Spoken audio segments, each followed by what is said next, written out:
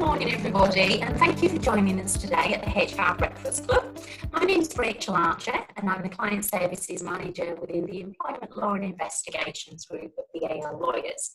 We have a slightly different platform this morning than our previous two webinars, so please bear with us as we're all still learning. First, we're just going to have a little bit of fun and start the morning, as I know it's a little bit early, just to launch our first fun poll, which is about what you can't see on your webcams. So I will just quickly launch this.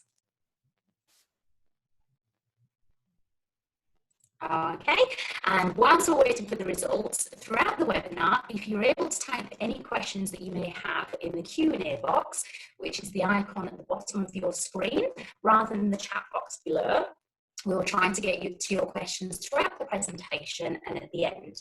If you use the chat box, we may not see your questions. We have two guest speakers for you this morning, and they are Rebecca Richardson, who is an associate within our Employment Law and Investigations Group, and Andrew Marshall, who is the Business Development Director at SHL. We advertised that Gabrielle Sullivan would be speaking this month, however, there's been a change of plan and Rebecca will be speaking instead. So I'll quickly display the results of the poll.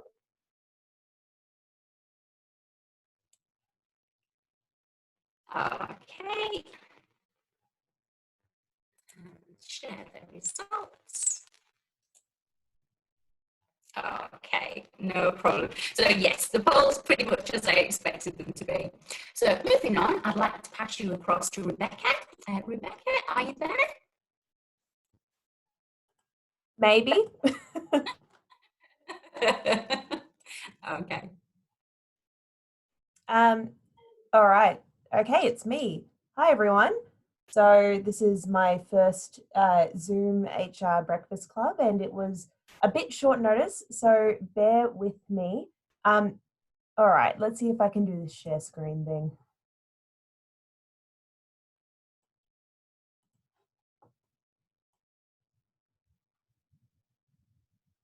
And okay, I assume that that's working.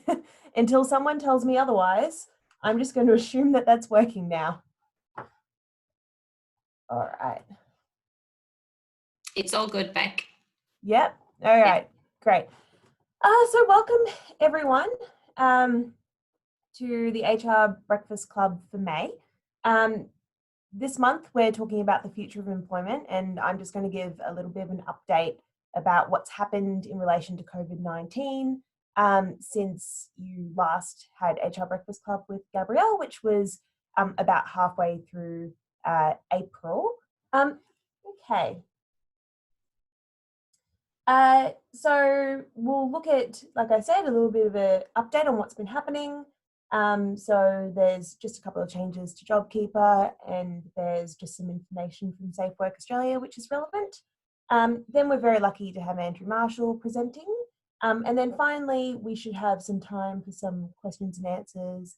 So if you've got questions, please put them in the question box, and I'll take a look at them whilst Andrew is talking, and some of them might be for him, some of them might be for me. At the end, we'll try to answer some questions if they're relevant, and if I know the answer. If I don't know the answer, I'm going to bow out. All right, so the first thing to think about is what's been happening. Okay, so since we last spoke, there's been a lot of interest in JobKeeper. Everyone will have seen that there were lots of reports about how many employers were signing up. And also there's been, I guess, a lot of time for people to discuss the scheme. So there's been a lot of criticism. For example, criticism about why more casuals weren't included, or why certain industries, I guess, lose out. So we'll look at some of the changes that the government is proposing to make. And then the next thing that's been happening is that we're all sort of slowly returning to the workplace. From the bed that you might be able to see behind me, you'll note that I'm not in the workplace just yet, but I hear a lot of people are slowly moving back. So that's great, but it does mean that we need to think about the work health and safety side of returning back to the workplace. Okay. So the first thing that I want to look at is the impending amendments. So since the last HR Breakfast Club, the government has announced an intention to make some changes to clarify the rules around JobKeepers. A lot of the changes are not very relevant to this audience. For example, changes for international aid organisations and universities. But two things that might be relevant. The first one is the one in, all in principle. So I know that Gabrielle spoke about this last month. It might be something you've seen on the news. When the government introduced the JobKeeper scheme, it impressed the importance of the one in, all in principle. In other words, the employer couldn't pick and choose which of its eligible employees would be given JobKeeper payments. So even though this was very clearly in the explanatory memorandum listed as a key feature of the scheme, it actually wasn't reflected at all in the rules or in the legislation. So the government has announced its intention to amend the Act so that once an employer decides to participate in the JobKeeper scheme and their eligible employees have agreed to be nominated by the employer must ensure that all of these eligible employees are covered by the participation scheme. So this includes all eligible employees who are undertaking work for the employer or have been stood down. So the employer can't select which eligible employees will participate in the scheme. So the next change, which might be of interest to some people, is a change that's coming in for full-time students. So one of the key criticisms of the scheme was the requirement to pay your employees $750 a week or $1,500 a fortnight, regardless of whether they normally earned an amount that was less than that. This is certainly the case for a lot of full-time students. You know, if you think about a year 11 student has a weekend job at a cafe, they're unlikely to be pulling in $750 a week, for example. So the government has announced its intentions to amend the rules so that full-time students who are 17 years old and younger and who are not financially independent are not eligible for JobKeeper payment. This clarification will apply prospectively, which means that if any of you have already met the wage condition and have been paying such an employee $1,500 a fortnight, then you could be entitled to a JobKeeper payment in arrears for that fortnight, just because it wasn't clear till now. Okay, so now we'll look at the return to work safety guidelines. So Safe Work Australia has developed a COVID-19 OHS guidance based on a set of safe work principles agreed by National Cabinet. So I thought we'd go through just a couple of the principles. Most of them are fairly standard and things that you would already be aware of. So for example, all workers, regardless of their occupation or how they're engaged, have the right to a healthy and safe working environment. So just pretty basic things that we all know from our existing WHS laws. But if we're just going to have a look at some of the guidelines which might be of interest. So as COVID-19 restrictions are gradually relaxed, businesses, workers and other duty holders must work together to adapt and promote safe work practices consistent with advice from health authorities to ensure their workplaces are ready for the social distancing and exemplary hygiene measures that will be an important part of the transition.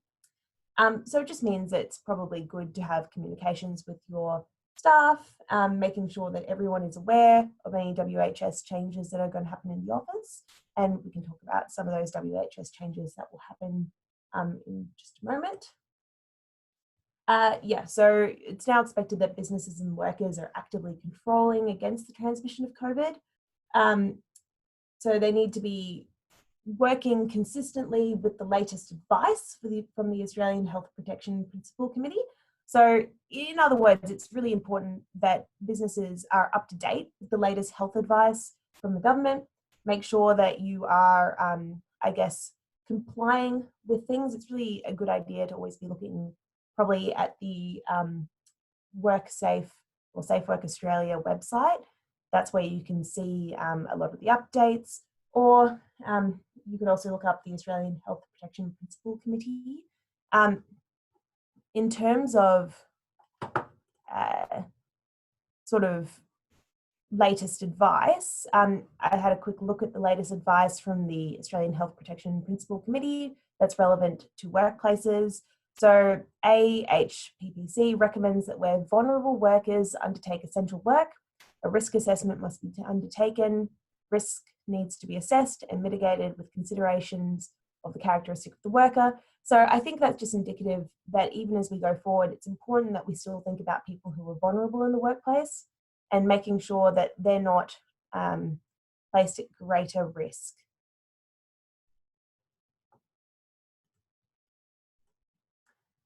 Businesses and workers must prepare for the possibility that there will be cases of COVID-19 in the workplace and be ready to respond immediately, appropriately, effectively, and efficiently, and consistent with advice from health authorities. So it's a good idea to have a plan in place if something were to happen. Luckily, most of us have pretty good practice now at what working from home might look like, if that's applicable to your business. But it's a good idea to have something in place so that if you need to sort of, I guess, shut down quickly or move to working from home very quickly, you're prepared. And then the last thing is just Safe Work Australia is the appropriate place for you to go have a look at. So it's going to be the central hub for you to look at all the guidance and the guidelines. And so it's really important that you, I guess, put Safe Work Australia as one of your bookmarked websites and then have a look there. It actually has a lot of really great tools for employers trying to navigate the return to work. So Safe Work Australia has various checklists which should be used. So checklists on how to keep their workers safe, physical distancing, how to disinfect the office, health hygiene facilities checklists, all the above. Those are really great tools for employers to use. And especially if you don't have anything else, you don't want to create your own COVID-19 sort of packs and tools, I'd really recommend using that. Now, let's see if my information technology prowess extends to just showing you the website. Let's find out.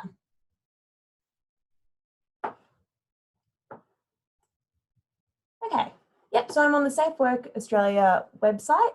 I'm just looking at the national principles at the moment, but there is a number of workplace checklists.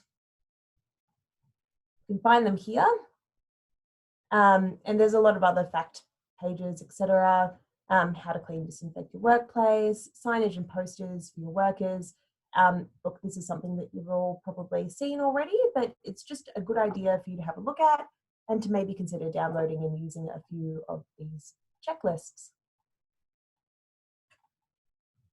Okay, so that's pretty much all of the updates.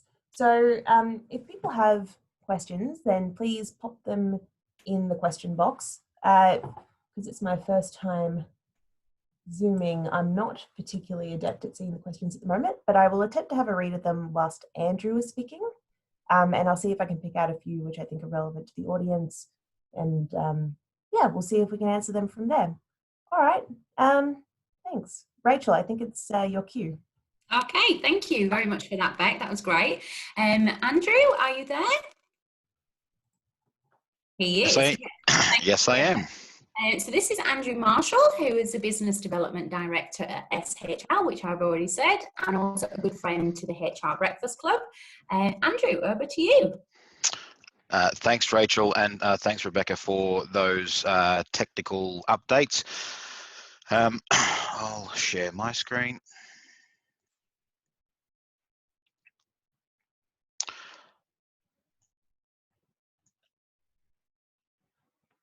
Okay, so I was asked last week, I think, just to contribute to the webinar this morning around where to next in the world of work, and I'm very honoured and privileged to be able to contribute to the HR Breakfast Club. I've enjoyed going on almost over 3 years now, so it's been a great source of information. The information contained in my presentation this morning probably won't be earth-shattering to most of you. I think there's a lot of information out there. What I've tried to do is kind of wade through and pick out the more salient, probably common sense points. But like my mother always used to say, if common sense was so common, there'd be more of it. So hopefully you can take things away from the presentation this morning.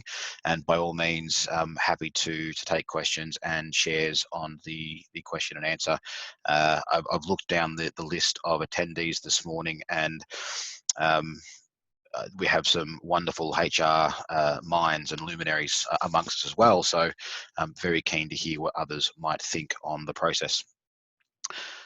In terms of the panel question, just to give you a bit of an idea, I think I wore a tracksuit for pretty much the first 3 or 4 weeks of lockdown, and have managed to get suited and booted for the past couple of weeks. I think I find it's a good jog to my sanity and also my motivation levels.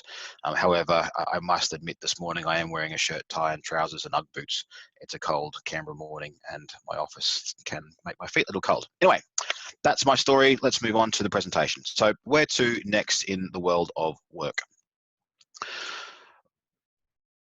At SHL, we were approaching the transition to remote work readiness by essentially looking at 4 different phases.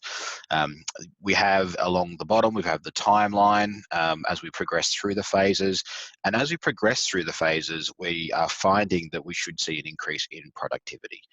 There's an expectation or an understanding that productivity dipped at the start as we adjusted to the crisis management phase of the managing the COVID-19 crisis. Most organisations will be working their way through the timeline at their own pace. We at SHL feel as though we're starting to move into the enablement phase and potentially, depending upon who you talk to, into the sustainment phase. So as we look into the enable phase, we're shifted to that virtual space where working out how we can support our staff, and we're looking for opportunities for social contact and maintaining that work collaboration that we're used to when we're working in the same office environment. We move into phase 3, looking at sustaining that productivity engagement over a longer term, but also looking to identify opportunities to grow and evolve and not remaining too static in that space. And then phase 4 will be evolving into what the future might actually look like. So what does a post-COVID-19 world look like? And I think that's could be one of the main questions on the minds of the attendees today. Hopefully we'll be able to kind of shed some light on what that looks like from my perspective. KPMG have also released a series of reports that similarly breaks down the crisis into 4 discrete periods as well, which they title reaction, so where the primary focus is on limiting damage. The next phase they have is resilience, managing things when the virus has been contained, and they argue this is sort of where generally Australia is now as a whole. Recovery, so the post-vaccine period where companies can truly survey the damage and plan for what's next. And then the last reality is the new reality, so what the world looks like when the pandemic is truly behind us.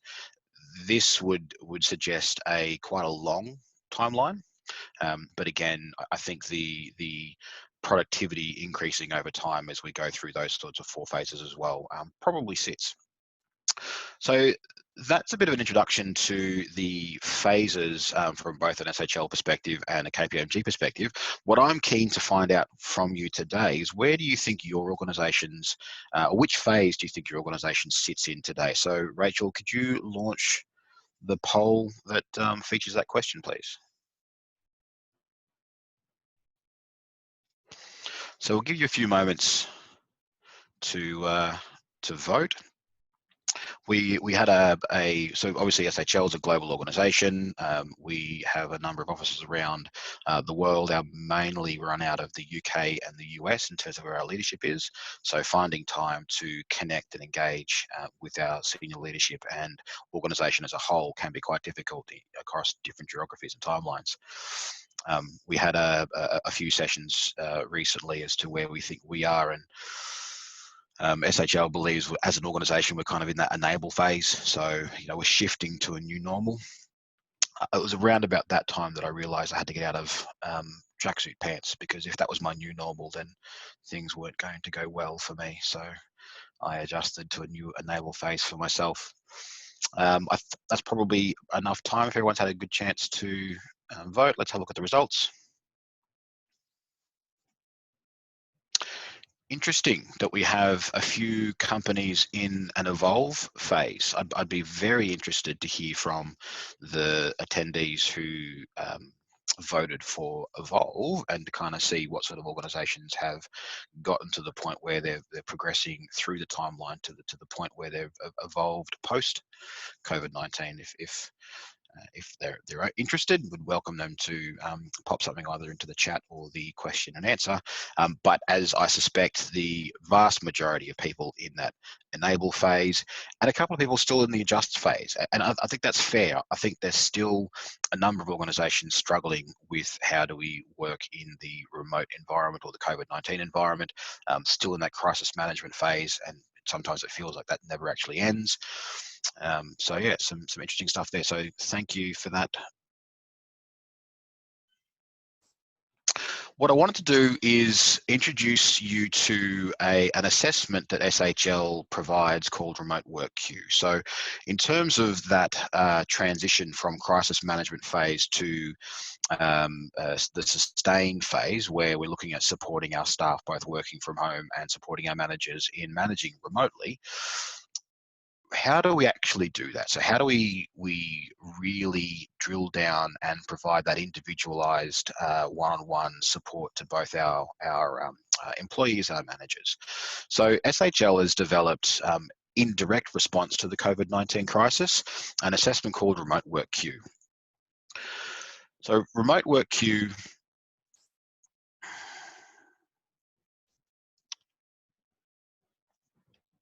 if my slide will transition. We're making a quick transition to working productively. We're trying to get the world ready for the new way of working, and we're also looking at how we can maintain well-being and work remotely. It's changed the world of work in a matter of days, the COVID-19 pandemic. So how do we achieve these things in a relatively time-efficient manner? Remote Work Queue is a psychometric assessment that looks at behaviours and motivations, and it is a questionnaire that focuses on 3 different areas, and we break those areas down into work habits, working relationships, and self-development and well-being. It's a self-assessment, so you take the questions based on your own responses, and it focuses on the 8 behaviours that our research suggests are critical to remote work success. Now, from our research, there are a vast number of inputs into success in remote working. However, in terms of making something that was digestible and easy to use and was able to ready to take into the market quite quickly, we focused on the 8 behaviours that we believe were critical to remote working success. The assessment provides you 2 outputs. It provides a participant report, so you get a report that shows you against the self-rated questions where your areas of strength and potential areas for development are. And it also provides a manager's report. And that manager's report gives the manager individualized and customized hints and tips on how to support that worker in a remote working environment. So the examples you can see here, Alicia knows how to use time efficiently and share knowledge and guidance. So as a manager, when she's working remotely, she could use your help to keep energy levels up and taking her performance to the next level. On the other hand, Tomas is quite comfortable in working autonomously and staying focused. Where he needs managerial support is maintaining work relationships and adapting to change. The other aspect where Remote Work Queue can fit into is in a work health and safety perspective. So Beck mentioned it in terms of the work health and safety guidance and guidelines from Safe Work Australia. We believe that organisations and individuals look at the work health and safety assessment from the physical space. So, my desk, my computer, my chair, does it have all the right things it needs to do? And what do I need to fix and improve to make sure I can work successfully from home or from a remote working space? The RWQ does the same for the individual. It assesses the individual to understand what they need to fix or what they need to develop or areas they need to improve to make sure they can safely and successfully work from home. you can take it on a mobile device or a laptop, and it's 10 minutes, and it matches those responses to behaviours, and it helps you plan for work success by empowering your people with actionable insight that helps them and both your business excel as well. Now, yes, I appreciate that does sound like a little bit of a pitch. Here's the rub.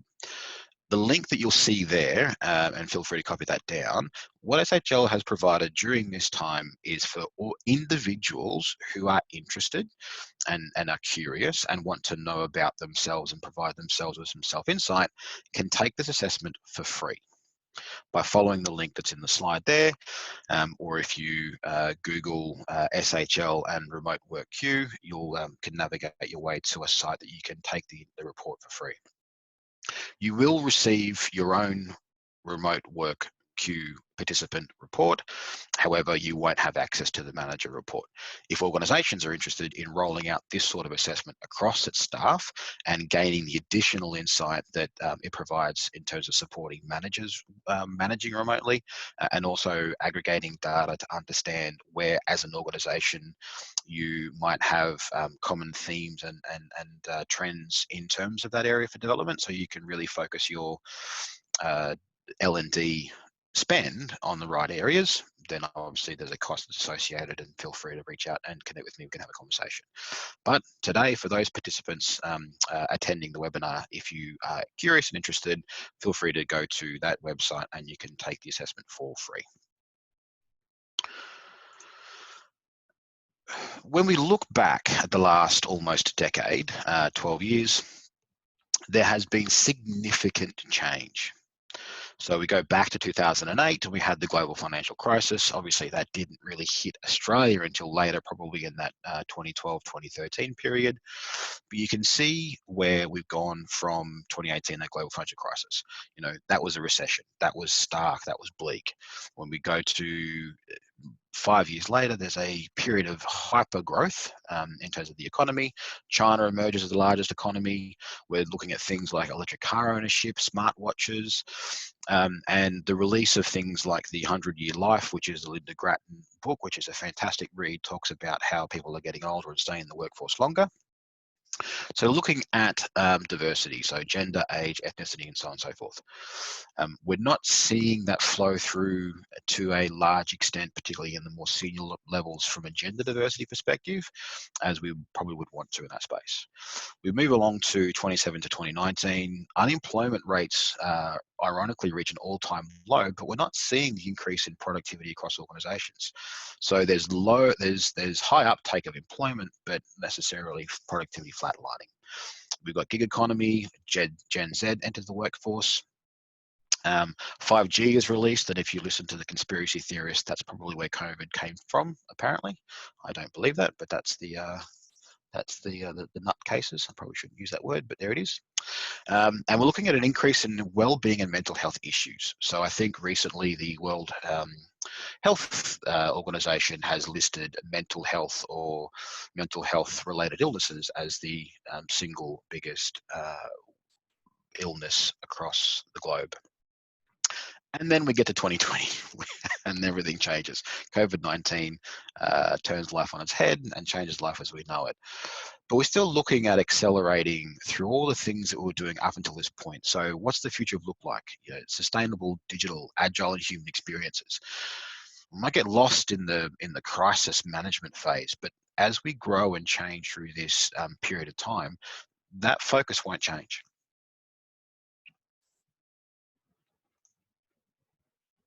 A couple of the questions that came in from the registrations came in advance. How will managers deal with the influx of flexible work and work from home requests post COVID-19? Open plan work areas, will they need to be redefined? Strategies to enhance and assess productivity of employees working from home, and any others from the chat. We can kind of take it as we go. I will cover some, if not all of these, through the next 10-15 minutes. Hopefully I've presented a couple of times in person to the Breakfast Club, which you get a little bit more engagement from the audience. So hopefully what I'm talking about is hitting the mark, but we'll just crack on regardless. So I was asked to present, what does the future of the workplace or workforce look like? And when I thought, right, I wonder. So I started to look into my crystal ball about thinking, what does the future workplace look like? What does the future workforce look like? And basically, the conclusion that I came to was it all might change in the next 10 minutes anyway. So whatever I come up with today, whatever organizations are coming out and the advice and the blogs and the posts and the articles, it's all great for now. But what we do appreciate is there's such significant rate of change in the world at the moment that this all might change in the next half an hour, 10 minutes, 10 days, whatever it might be. So what I've done is put together some considerations that I think you can take into consideration based on some reading and some research and some discussions with peers and colleagues across the RE process and my clients as well. The first thing to talk about is, what future are we actually talking about?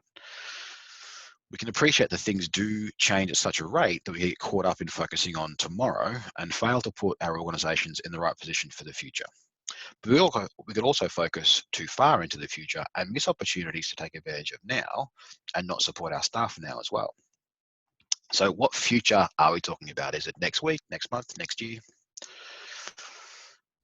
The changes you implement now may end up being here into the future. So what I mean by that is, when you think that you're putting something in as a short-term need or as a short-term consideration, be mindful that that might actually stick around for a while.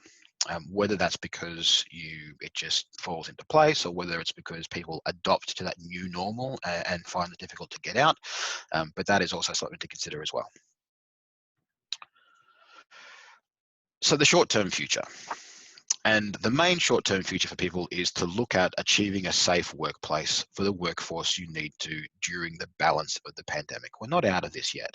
So we still need to think about the now, supporting our workforce no matter where they are. That's both in the office, if that is where your work is returning to, or still working remotely from the office, from home, sorry. So it's likely that not everyone will go back to work in offices, even in the short term and medium term futures. So how do you, A, decide who does and doesn't go back to work? And B, how do you continue to support both segments of the workforce? So starting to have a bit of a segmented plan for remote work environment and working from home. The medium term future, so developing a return to work plan. Now, if we go back to the 4 phases we discussed at the start of my part of the presentation, we talked about being 4 phases of remote work readiness. You could almost essentially replace remote work readiness to return to work. There's going to be the same sort of phasing to the next part or the next stage of managing the COVID-19 crisis, which is the return to work. So again, there'll be low productivity as you adjust. Productivity will increase as you enable and then sustain and evolve. So while we originally talked about it as being a linear concept, in reality, it's more of a cycle. The concept that KPMG refers to remains the same as well. So it's breaking it down into discrete periods so you can put your focus into where it is needed at the time, but also have one eye on the future and what you need to do to get there. It's also important to try and come up with measures or triggers that identifies when your organization progresses through the phases. It's one thing to identify what the phases are and what the phases look like. It's also important to understand how to identify when you're coming out of the adjust phase and into the enablement phase and sustain and so on. So again, the reaction, resilience, recovery, and new reality apply as we progress into the new the return to work plan. So RE has released some guidance on that medium-term future, developing a returning to work plan. So some of the things that you can define and provide direction on, obviously the psychological health and support of staff, the implications of physical distancing. There were some arguments early on in the COVID-19 discussion around whether or not social distancing was the correct term, whether physical distancing should be a more of an appropriate term, but I think it's potato. Obviously, hand washing and hygiene and cleaning. I noticed that there was a question in the chat around using hot desks and making sure those areas are clean and keyboards. We had a conversation at RE Council during the week where one organisation is looking at potentially purchasing keyboard covers to cover keyboards as you leave for the night. Hot desking potentially is a thing of the past. I had this image of everyone working out of a building with a keyboard and a mouse under their arm, so they could make sure it didn't get touched by anybody else. Over the last 5 years, the emphasis has been on flexible and agile working, so creating very lean of work environments. So a desk kit, everything is shared, stapler, stationery. Everything was around maximizing the real estate portfolio and minimizing space allocated to people. That's obviously going to change. You've got the social distancing, the 1.5 to 1.8 meters.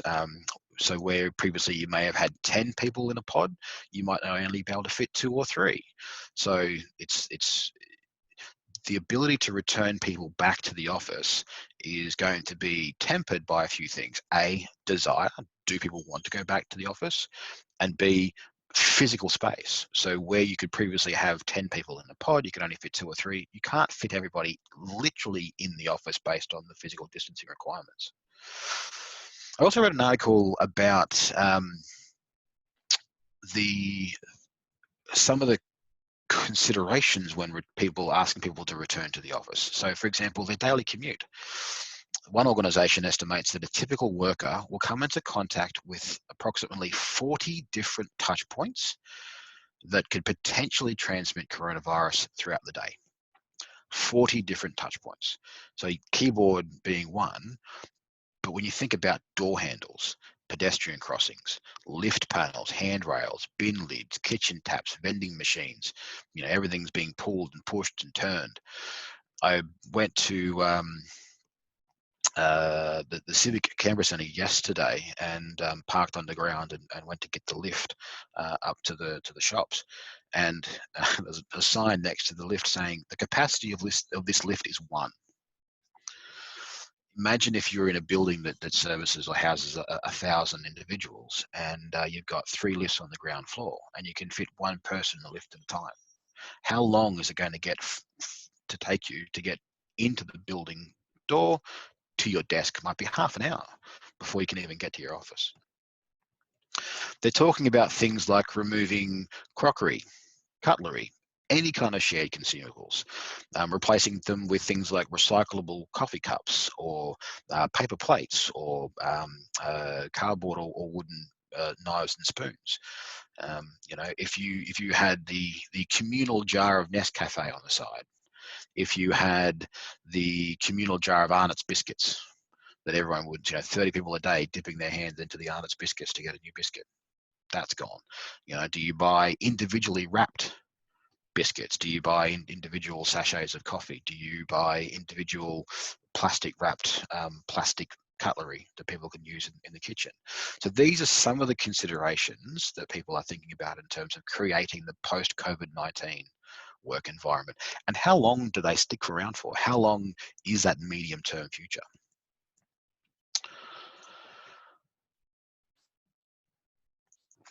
So another consideration when thinking about developing that return to work plan, so some practicalities now, hopefully this would be interesting. Establish a project team. Some considerations that project team might need to think about is what are each employee's circumstances and attitudes about returning to the office or returning to work? What are some of the impact of public transport? Can you prioritize work tasks that don't have to be undertaken in the office environment? Can you redesign roles? Are you going to have testing protocols? There are now devices that you can have non-contact temperature testing from when you walk into an organization. New standards and policies and processes for a whole raft of HR policies and processes. The first one being unwell staff. So how do you combat presenteeism? Presenteeism was an issue prior to COVID-19 around people showing up to work when they felt unwell anyway, and having a huge impact on productivity both for that individual and those around them. Excuse me. Presenteeism now becomes a much larger focus. So do you develop a new orientation program for reorientating people back into the workforce or the workplace? And do you develop a new orientation program for people onboarding new staff? You will need to communicate all these strategies and all these plans and policies and processes. You have a plan for day one, a plan for week one, a plan for month one. So individual stage plans and progressively introducing each of the activities that you need to do. You also need to develop a new crisis plan for if there's an outbreak in the office, in the building, surrounds, community transmission on transport. So these are some of the activities that I think that HR, in terms of creating a project team to look at that returning to work, what that looks like. I do not envy a lot of you who this is your reality in terms of developing these complex documentations. Which brings us to the long-term future. So what does the long-term future look like? At this, when we looked at the phases, we understood that as we went through crisis management phase, productivity was dropping. We've got kids being homeschooled. We've got parents that are having to work from home, but also look after the kids as they're working from home as well. Can you honestly expect individuals to be as productive in a new environment where they're having to deal with other distractions and other priorities and other very valid priorities as well? The question we had from one of the panelists is, how do we start to then reframe expectations around productivity for working from home or working remotely? And I think that's a key consideration. At the moment, as I said, there's an expectation that productivity has dipped. You can't carry that expectation forward in the future post-COVID-19 environment. So you have to start to expect that productivity will need to get back to where it was prior to COVID-19 in terms of working in an office environment. Fortunately, we are seeing some organisations who are saying productivity is actually increasing. Commutes are lower. People can focus. People can do a lot of their activities without distractions in the office. Some find that difficult. Some find that actually more beneficial. So there will be individualised components to think about from your individual employees. Some people work better with distractions. I know I do. I can be more productive if I can have micro breaks and turn to the person next to me and have a quick chat with them and go back to what I'm doing. If I'm left to my own devices to focus on one thing in particular for a lengthy period of time, my mind finds its own distractions. And my remote work queue assessment nailed that one on the head as well. So thinking about how do we get people being productive in that new remote working environment. There is going to be an increase in appetite for long-term remote working environments. And so, yes, there's going to be an increase in applications. And previously, you handled them on a case-by-case basis. I would assume that you will have a more defined process, but there will still be on a case-by-case basis. However, you'll also be looking at role design. So remote working as an initial consideration when you're designing roles to begin with. Can this role be done from home? Am I going to recruit based on this role being done from home? Is that going to be my main consideration? Am I looking at my carbon footprint and my office footprint and my block and stack? I don't have the desk available, so this role can only be done from home. So it's no longer an application by an employee to work from home. It's actually a consideration as part of the role design. And one I've just sort of skipped over there is the disintegration of the 9-to-5 workday. There's long been a discussion around this concept around 9 to 5 is antiquated. It's old. It's no longer valid. And I think the way that we are working now so flexibly that 9 to 5 workday is sort of going out the window. As we get more globalized as well, as we're having to interact and engage with either colleagues or service providers or customers in a more global environment, the 9 to 5 workday just doesn't suit either. Real estate will change. Reduction in need for commercial space. As less people are working in an office, people won't need to have as many office space requirements. Also, individuals, when you're buying your next home, you'll be thinking, where's my office? Where can I work from home? How can I set up my future home to have a space that I can successfully and productively work from home? The economic conditions are going to drive a greater focus on automation as we strive to recoup some of the losses that we have. And also, we're going to look at workforce reskilling. And we're coming up to time soon, so I'll just start to go through these things really quickly. But the top 10 skills required for the future workforce, as identified by the World Economic Forum, haven't really changed. These were done prior to COVID-19. We can look here at the difference between the 2015 list and the 2020 list. Critical thinking and creativity have gone up the list, and we've lost things like quality control and active listening. So those more, I suppose, administrative type environments like quality control.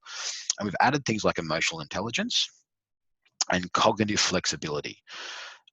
Just because of COVID-19, the focus on the skills that you will need for your workforce to maintain and sustain haven't really changed. That list on the left, I think that's a pretty good list.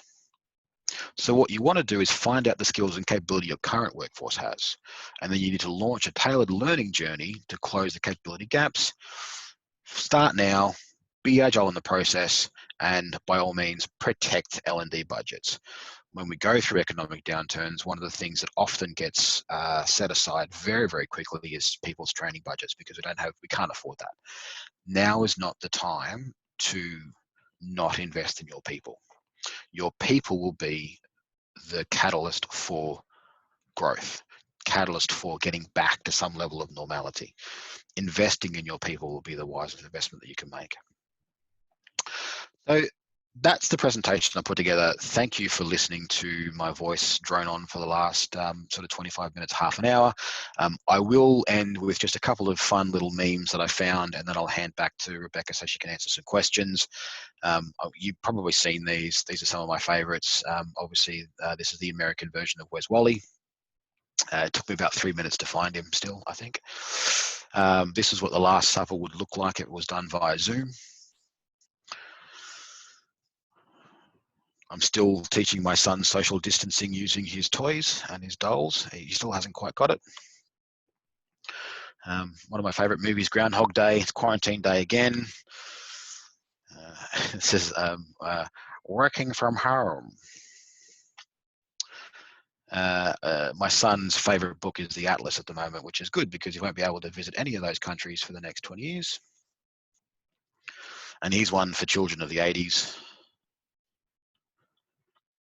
And then finally, I think what a lot of people would like to do so they can get some peace and quiet at the moment in COVID-19, working from home. I'll leave it there. I'll stop sharing my screen. Thank you for your time in terms of listening this morning. If you have any questions, please reach out, and thank you to BAL. It's been an absolute pleasure to put the presentation together for you, and hopefully you've taken something away. Okay, thank you very much for that, Andrew. That was great. I think a lot of people found that extremely interesting, looking at the chat box. Now, I think there's a question ready for Rebecca, if you're ready to answer that question, Beck. Yes, so just had about a couple of questions. One question was just about, it was about using your keyboard, making sure that it was clean, hot desking, and I think Andrew kind of covered a lot of that. Also, if else that you were unclear about, you can always check the Safe Work Australia website we discussed. And then the other question, which I think everyone can see in the question answer box, anonymous attendee has asked, what can I do if an employee does not want to return to the office? Can I direct them to work? Good question. So employees have to comply with lawful and reasonable directions. So now this is really a very specific to your organisation. So if it's lawful and reasonable, it's fine. So it might not be lawful and reasonable if, for example, they're incredibly at risk and you are asking them to return as a nurse to the ICU unit of the remaining, COVID-19 patient in the ACT. That's probably not reasonable. But if the risks are low and there's not a good reason for which the person shouldn't return to work, I'd expect that at this point in time when the government's lifting restrictions, and if your workplace is abiding by all of the social distancing measures, more likely than not, a lawful and reasonable direction. And so I think that if anyone's having that specific issue, then they might need advice that's specific to their circumstances. But just more of a blanket answer would be that I can't imagine many situations at the moment in which a direction to return to work would be unreasonable and unlawful. Okay, I think that's pretty much the questions. Okay. Yeah. Thank you very much, Beck. Thank you to Rebecca and Andrew for joining us this morning.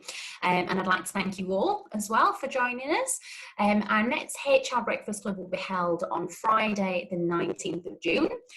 Hopefully not by webinar, but we think we all know by now that it will be. Our topic will be COVID-19 session 4 on workplace mental health strategies in practice. We'll have a few more guest speakers next month joining us. A calendar invite will be sent out over the next few weeks, and you can RSVP through our website, hrbreakfastclub.com.au. Our webinar today has also been recorded, and that will be posted on our website too. So thank you all again for joining us. Please stay safe and go wash your hands. Goodbye.